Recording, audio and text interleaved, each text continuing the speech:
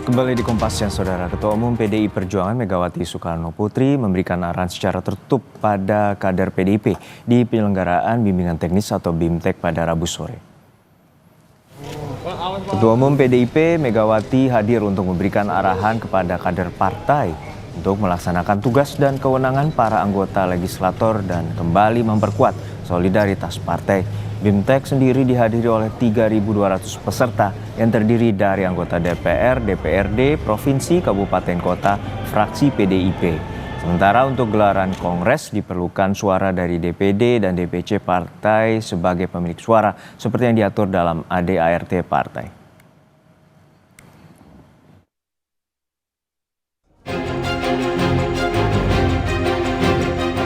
DPP PDI Perjuangan menggelar agenda peringatan 29 tahun Kuda Tuli di kantor DPP PDIP Menteng, Jakarta Pusat. Dalam kesempatan acara itu, Ketua DPP PDI Perjuangan Ripka Ciptaning bilang ada pihak-pihak yang sengaja menargetkan agar suara PDIP di pemilu 2029 anjlok menjadi 7%. Meski enggan menyebutkan spesifik pihak yang dimaksud, Ripka menegaskan dengan situasi yang menekan PDIP itu, PDIP justru akan semakin kuat dan bangkit. Lihat aja kalau kita diginiin terus, ini akan menggelembung ya. Masa PDI Perjuangan tuh kayak gitu, kalau kita diintimidasi, dicurangi, diabaikan, itu akan terus mengkonsolidasi. Jadi mereka tuh salah hitung lawan kita ini, yang ya siapalah tanda kutip gitu. Itu pasti sudah ada yang deg-deg di belakang saya suruh ngerem. Jadi itu pasti salah hitung, maksudnya kan supaya PDI Perjuangan ini tidak terjadi konsolidasi, supaya kecil, supaya kalah. Saya dengar loh mereka menarget kita 7% 2029, salah hitung. PDI Perjuangan tuh justru kalau diginiin malah terjadi kebangkitan. Bedanya PDI Perjuangan tuh begitu, semakin ditekan semakin dia mengkonsolidasi, salah hitung mereka. Selain soal isu penggembosan hasil suara pemilu, Ripka juga bilang terkait kasus hukum yang menjerat Sekjen PDI Perjuangan Hasto Kristianto, sebenarnya ditarget adalah Ketua Umum PDIP Megawati Soekarno Putri. Tetapi langkah penyerangan politik pada PDIP itu dilakukan melalui Hasto Kristianto. Sebenarnya kan kita tahu sasaran itu sebenarnya Ibu Mega. Partai ini, Hasto itu kan sasaran antara.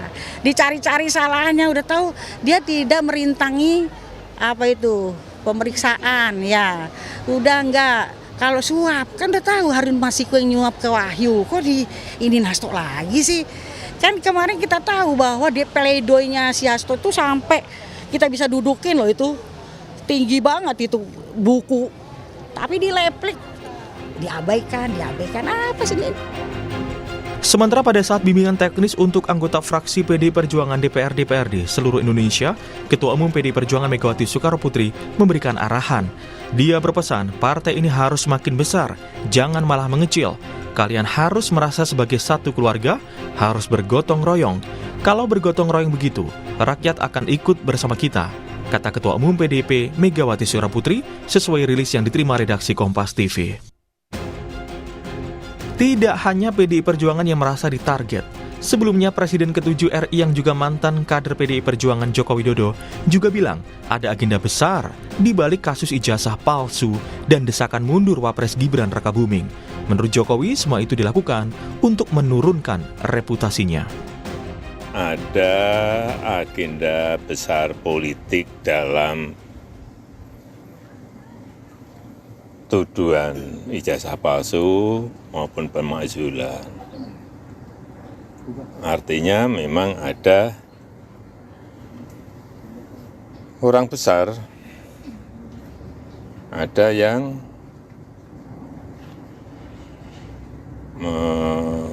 backup. Ya, semua sudah tahu. Seperti diketahui, hubungan antara PDI Perjuangan dan Jokowi sekeluarga merenggang usai Pilpres 2024 hingga berujung pada pemecatan. Kini, kedua pihak sama-sama kompak mengaku menjadi target pelemahan politik. Apa yang sebenarnya terjadi dan siapa pelakunya? Tim Liputan, Kompas TV.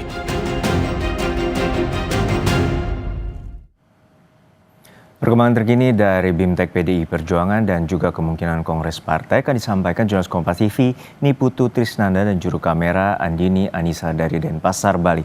Putu, untuk saat ini BIMTEK telah selesai digelar dan seperti apa sebenarnya arahan dari Megawati kepada para kadernya, termasuk adanya dugaan pelemahan bagi partai PDIP?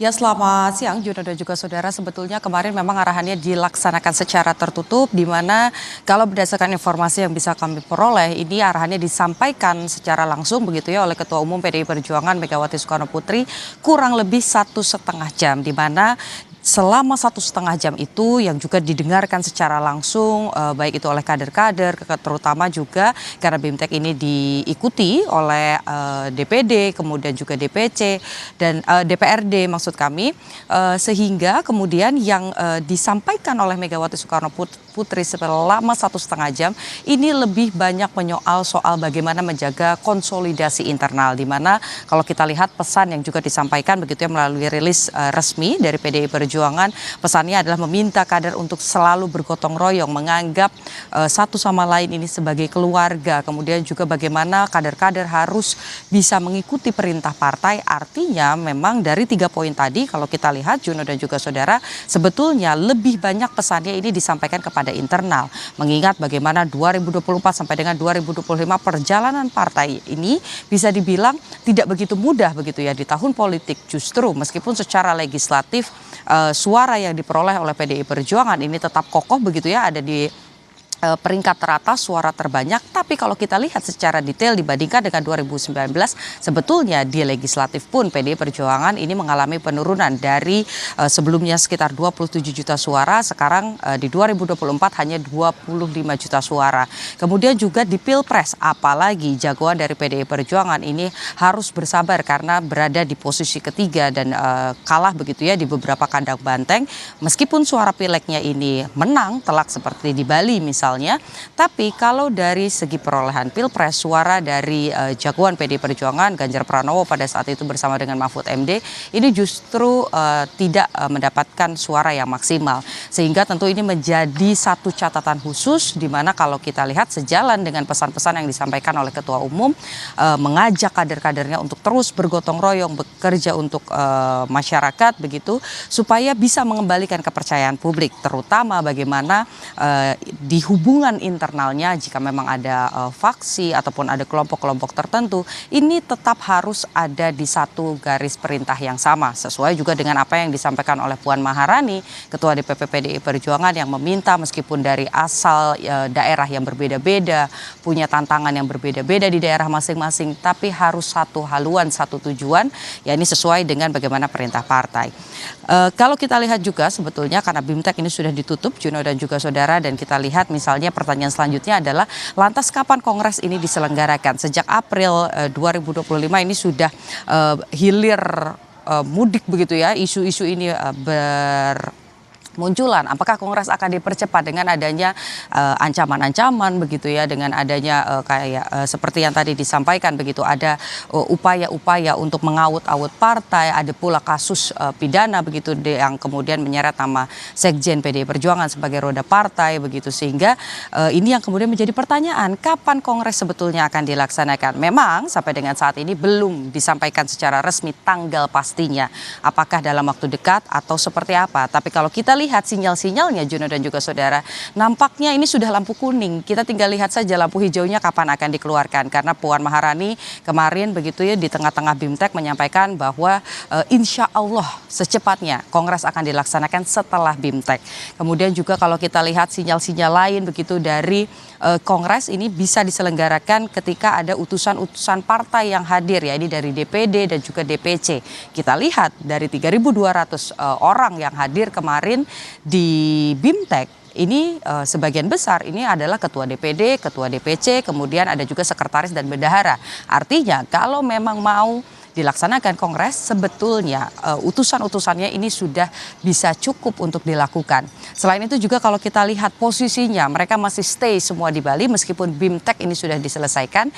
Tandanya kita tinggal menunggu waktu saja Juno dan juga saudara, apakah Kongres akan segera dilaksanakan dengan memutuskan dua hal. Pertama, memutuskan Megawati Soekarnoputri sebagai ketua umum partai kembali, dan yang kedua adalah menentukan sikap partai. Apakah akan ada di dalam atau akan ada di luar sebagai mitra strategis. Juno. Baik, menarik untuk dicermati kapan gelaran Kongres PDIP akan digelar terkait dengan tadi penentuan terkait dengan ketua umum dan juga sikap partai terutama dalam situasi politik saat ini. Terima kasih atas laporan Anda, jurnalis Kompas TV, ini Putu Trisnanda dan juga Andini Aristi dari Denpasar, Bali.